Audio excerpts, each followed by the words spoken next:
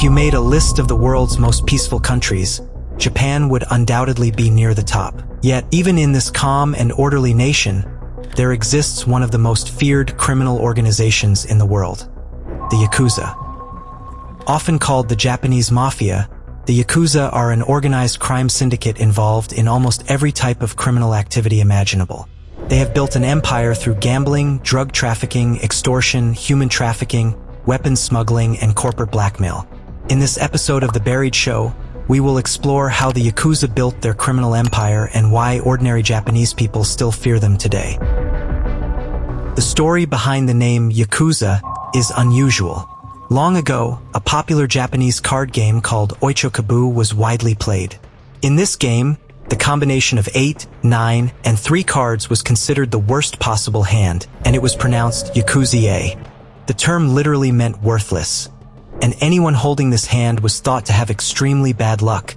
Over time, some members of society's lower classes, those already treated as outcasts and unwanted, adopted this term as their identity.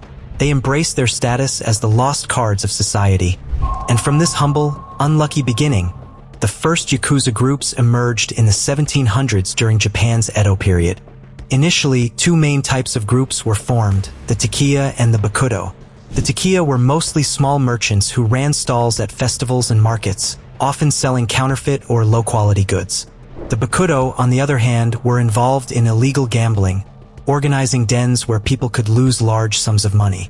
Over time, these groups became more organized, creating structured crime syndicates that eventually became known collectively as the Yakuza.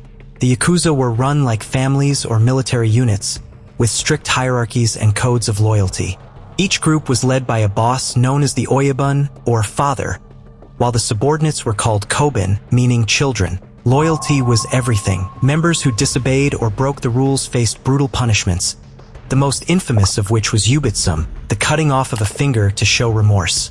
The severed finger would be presented to the leader as a formal apology, a ritual that became a hallmark of Yakuza discipline. Yakuza members were also instantly recognizable because of their full-body tattoos and distinctive clothing. These markings served both as symbols of pride and as warnings to others. Over the years, the Yakuza became deeply involved in nearly every form of criminal activity. They were ruthless, feared, and powerful. Simply hearing the word Yakuza could make ordinary people tremble, as these gangs had the power to punish any businessman or civilian who crossed them. Among their crimes, extortion was particularly terrifying. Business owners who refused to pay protection money could find their shops vandalized, their property destroyed, or themselves beaten severely. The Yakuza were also heavily involved in the drug trade, profiting immensely from the sale of addictive substances. Weapon smuggling was another major source of revenue, with firearms and knives sold covertly to criminals and other groups.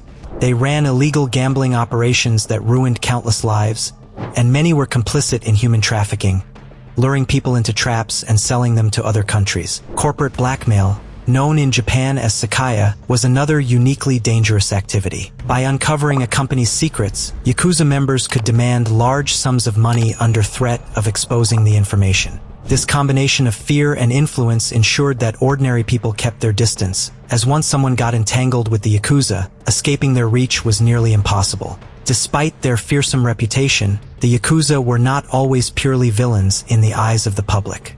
In times of disaster, such as earthquakes or tsunamis, they would often provide immediate aid to victims, distributing food and water, sometimes faster than government assistance. In these moments, some people viewed them not as criminals, but as protectors. Yet, their wealth and influence were always built on crime. The Japanese government eventually took decisive action to curb their power. Since the 1990s, strict anti-Yakuza laws have been implemented, banks and companies have refused to do business with them, and police crackdowns have weakened many syndicates. Some groups collapsed entirely, while others publicly claimed they were abandoning criminal activities. Even today, however, the Yakuza have not disappeared entirely. Their presence lingers in certain industries, and they continue to engage in blackmail and other corporate schemes. In Japanese films and television dramas, the Yakuza remain mysterious, iconic, and larger-than-life figures. People fear them, yet are also fascinated by them. Their name has become a symbol of both terror and intrigue, and in Japan, Their influence still echoes long after the empire they built on crime began to wane. The suits, the tattoos, the shadows of Japan's underworld, they may claim their era is ending, but the Yakuza are never truly gone.